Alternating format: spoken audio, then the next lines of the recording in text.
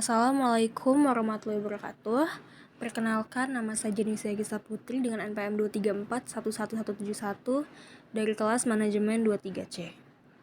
Di YouTube series yang ketiga ini, saya akan menjelaskan materi tentang berpikir seperti seorang ekonom.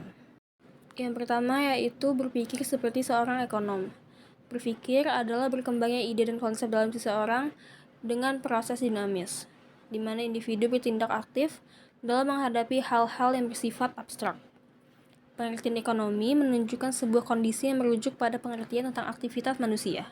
Jadi, pengertian berpikir seperti seorang ekonom adalah pemikiran manusia tentang kemiskinan dan kesejahteraan, produksi dan distribusi, pengeluaran dan konsumsi, harga dan uang, dan seterusnya. Selanjutnya yang kedua yaitu ekonom sebagai ilmuwan. Ekonom mencoba untuk memperlakukan bidang ilmunya dengan objektivitas seorang ilmuwan. Pendekatan mereka dalam mempelajari ekonomi hampir sama dengan pendekatan seorang fisikawan terhadap benda dan seorang ahli biologi terhadap kehidupan. Mereka menciptakan teori, mengumpulkan data, kemudian menganalisis data ini sebagai usaha untuk membuktikan atau menolak teori. Kemudian, model-model ekonomi. Ahli ekonomi menggunakan model-model menggambar kenyataan untuk memperbaiki pemahaman kita, yaitu diagram dan persamaan. Dengan memakai model ekonomi untuk mengkaji berbagai isu ekonomi, maka dapat kita lihat bahwa model dibangun dengan asumsi. Yang pertama, diagram arus melingkar. Model dalam ekonomi yang disebut dengan diagram arus melingkar adalah model visual dari ekonomi yang menunjukkan bagaimana arus barang dan uang mengalir melalui pasar di antara rumah tangga dan perusahaan. Yang kedua, batas kemungkinan produksi. Batas kemungkinan produksi adalah grafik yang menunjukkan kombinasi output bahwa ekonomi mungkin dapat menghasilkan pengingat faktor yang tersedia dari produksi dan teknologi produksi yang tersedia.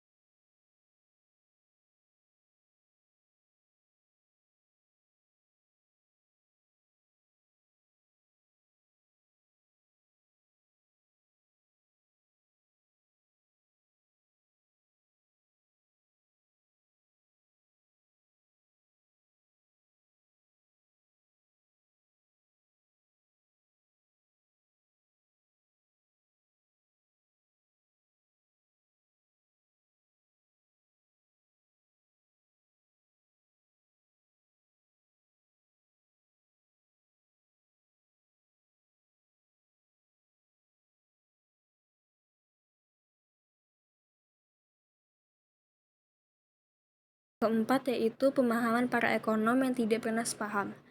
Ekonom sebagai sebuah kelompok seringkali dikritik karena memberikan nasihat yang bertentangan dengan para pembuat kebijakan.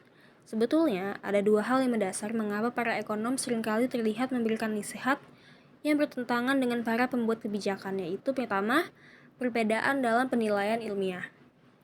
Ekonom berbeda pendapat untuk alasan yang sama. Ilmu ekonomi adalah ilmu yang masih muda dan masih banyak hal yang harus dipelajari. Yang kedua, perbedaan dalam nilai-nilai. Pemahaman antara orang yang satu dengan yang lain berbeda, sehingga memiliki pandangan normatif yang berbeda pula terhadap kebijakan apa yang harus dilakukan. Yang terakhir yaitu solusi perbedaan pemahaman para ahli ekonomi. Dalam perbedaan pendapat para ahli ekonomi, dalam hal penelitian dan nilai-nilai, beberapa perbedaan pendapat di kalangan para ekonom tidak terhindarkan. Para ahli ekonom harus bisa menyesuaikan kondisi dengan penelitian yang sebenarnya.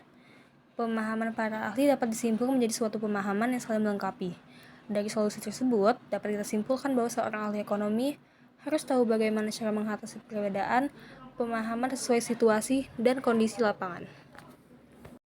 Baiklah, sekian dan terima kasih. Semoga bermanfaat bagi teman-teman yang sudah mendengarkan. Wassalamualaikum warahmatullahi wabarakatuh.